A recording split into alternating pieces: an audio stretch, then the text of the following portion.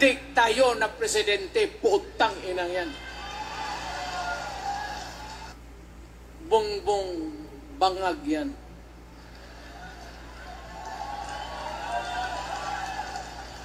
That's why sinasabi ko na sa inyo ngayon, si Bongbong Marcos bangag noon, ngayong presidente na, bangag natin ang presidente.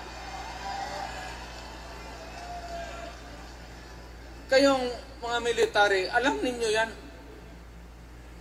Lalo na yung nasa Malacanang.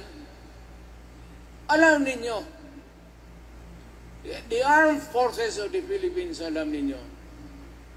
May drug addict tayo na presidente, putang inang yan.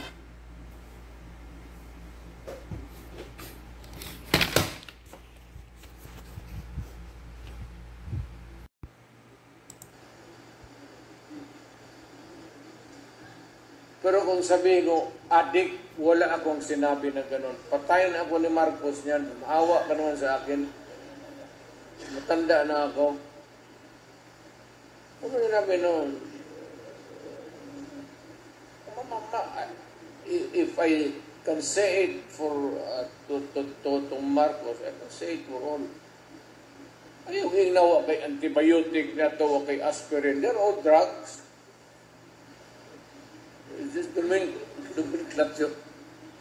Pero wala akong sinabi na pagpatayin ako ni Marcos niya, takot pa naman ako mamatay ng matanda na ako.